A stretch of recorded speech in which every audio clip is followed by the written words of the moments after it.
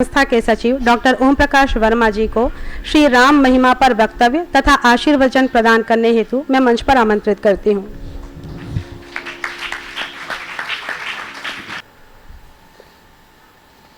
मंच पर उपस्थित आदरणीय गायक कलाकार श्री रवीश कालगांवकर जी तथा श्री कैलाश यादव जी, अन्य छात्र संगतकार, आदरणीय शिक्षक शिक्षिकाओं तथा मेरे प्यारे विद्यार्थियों, आज हम सब लोगों के लिए एक बहुत महत्वपूर्ण दिवस है। जैसा कि आप सभी जानते हैं, आज आप लोगों ने टीवी में कार्यक्रम भी देखा है। श्री राम जन्मभूमि मंदिर अयोध्या में रामलला की स्थापना हुई है, भगवान राम की स्थापना हुई है। लगभग 500 वर्षों के निरंतर संघर्ष के बाद यह शुभ अवसर आया है जब हम भगवान राम की जन्मभूमि में उनके मूर्ति की विधिवत और उचित प्रतिष्ठा कर पाए हैं। भारतीय संस्कृति में भगवान श्री राम एक चिरंतन पुरुष हैं। शताब्दियों से उनकी महिमा का गान किया जाता रहा है।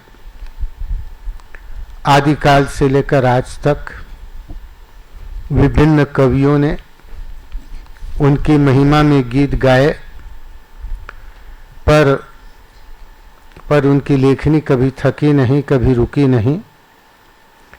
साहित्य के सभी विधाओं में श्री राम के जय घोष का स्वर गूंजा और न केवल साहित्य में अपितु जीवन के सभी क्षेत्रों में भगवान श्री राम छा गए। आज वे मात्र काव्य के ही नायक नहीं हैं, वे जनजीवन के नायक हो गए हैं। साहित्यिक गीतों में ही उनके चरित्र का प्रभाव नहीं है, लोक गीतों में भी श्री राम छा गए हैं। समस्त मांगलिक क्रियाकलापों में आज कौशल्या और कौशल्यानंदन श्री राम का स्मरण किया जाता है।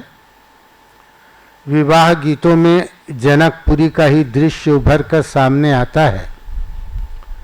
कला के विविध विधाओं में भगवान श्री राम का जीवन आज भी प्राण प्रदान कर रहा है और संगीत के विभिन्न धाराओं में श्री राम आज भी अमृत धारा की भांति प्रवाहित हो रहे हैं। और यह जो राम कथा है वह समूचे मानवता की कथा हो गई है। कहा भी गया है, चरितम रघुनाथस्य षट्कोटि प्रविष्टरम। पहले भगवान श्री राम के दिव्य जीवन का प्रभाव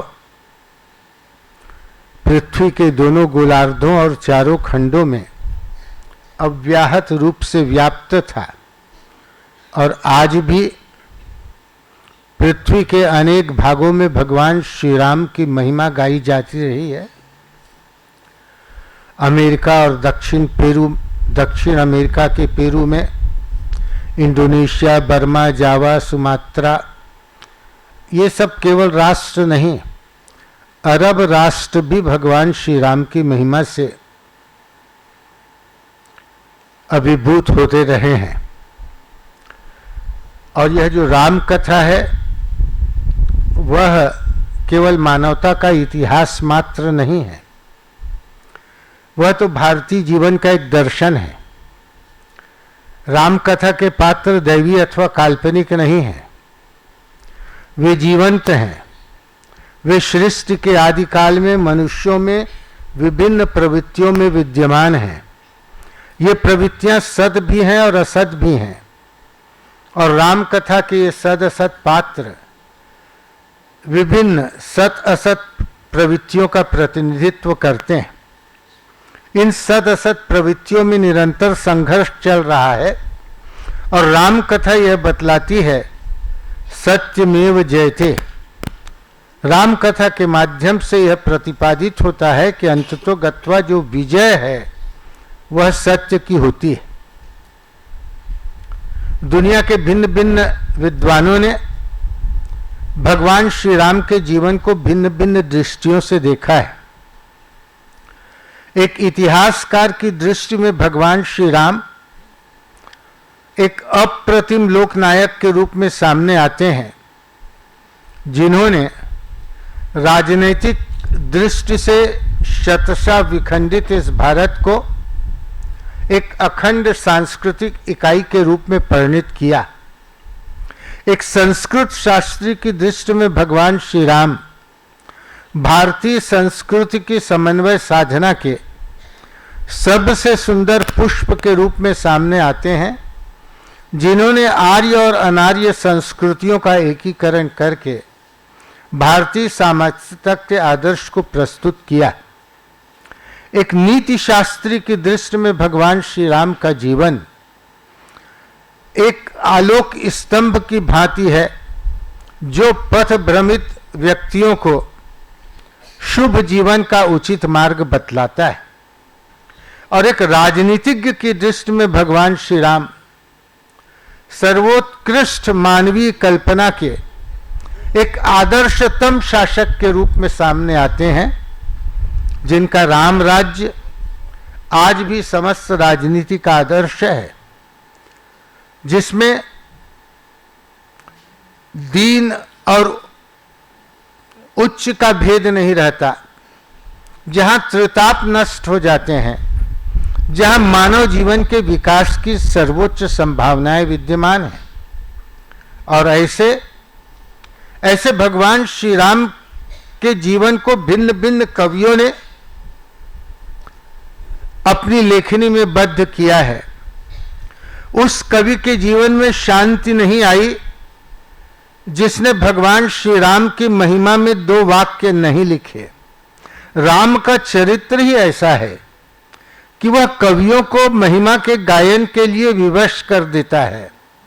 राम तुम्हारा चरित्र ही महाकाव्य है, कोई बन जाए यह सहज संभाव्य है। इस संबंध में मुझे एक संस्कृत साहित्य के एक श्लोक का ध्यान आ रहा है कि एक कवि ने भगवान श्री राम को अपने काव्य के महानायक के रूप में चुना, तो दूसरा उसका सहृदय काव्य रसिक मित्र अपने उस कवि मित्र से कहने लगा, मित्र दुनिया में तो बहुत से महापुरुष हुए हैं, बहुत से अवतारी पुरुष हुए हैं, और सब ने भगवान श्री राम की महिमा का गान किया है, और इतने महापुरुषों के रहते, इतने अवतारी पुरुषों के रहते तुम भी अब भगवान श्री राम को अपने काव्य का नायक बना रहे हो, तो क्या यह काव्य में पुनरुक्ति दोष नहीं है? कवि कहने लगा कि काव्य में पुनरुक्ति दोष तो है, पर वह दोष कवि का नहीं है। उसका मित्र कहता है, अरे काव्य का दोष यदि कवि का नहीं है तो किसका दोष है? चित्र का दोष यदि चित्रकार का नहीं है तो किसका है? कुंभ का दोष यदि कुंभकार का नहीं है तो किसका है? वह कवि कहता है नहीं, वह दोष कवि का नहीं है। वह कहता है स्वसूक्ति नाम पात्र रघु तिलक में कलयताम, कवि नाम को दोष सतु गुण गणा नाम अवगुण। अरे वह तो भगवान श्री राम के गुणों का दोष है, जो बार बार कवियों को अपनी महिमा के गान के लिए बाध्य कर देते हैं। जैसे किसी व्यक्ति को रस्सी से बांध दिया जाए तो वह व्यक्ति, बंधा हुआ व्यक्ति जैसा कहें वैसा करने के लिए बाध्य हो जाता है। तो भगवान श्री राम ने अपने गुणों के द्वारा कवियों को इस कदर, इस सीमा तक बांध दिया है कि वे बार बार भगवान श्री राम की महिमा के गान के लिए बाध्य हो जाते हैं।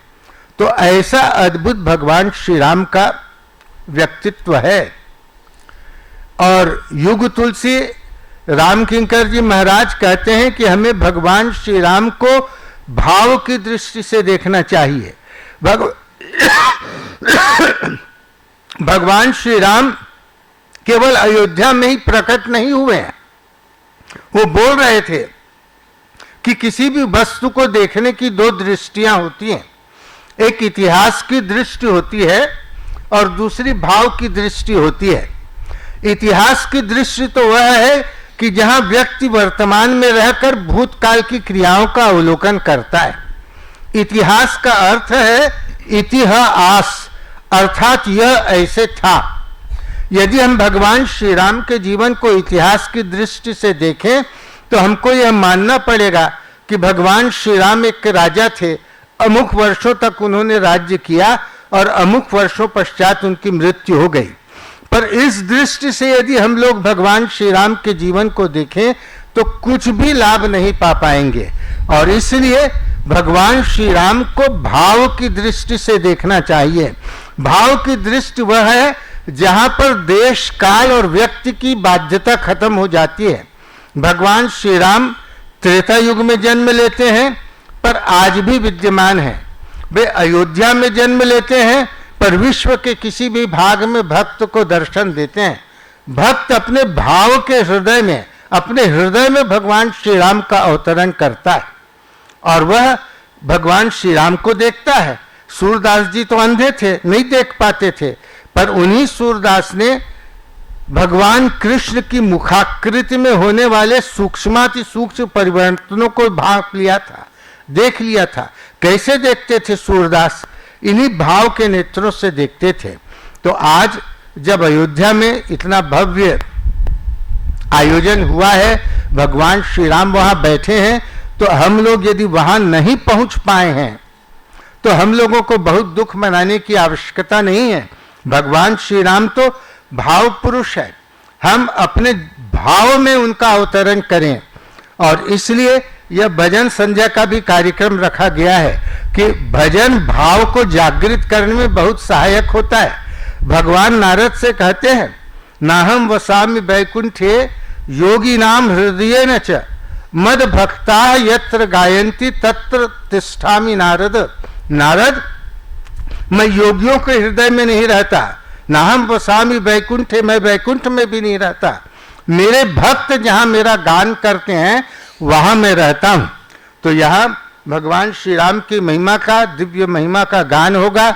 इसका हम लोग लाभ उठाएं और अधिक लाभ तब उठाएंगे जब इनके भावों को अपने हृदय में आरोपित हम लोग करेंगे, उस भाव के साथ एकात्मता का अनुभव करेंगे, तदाकार हो जाएंगे।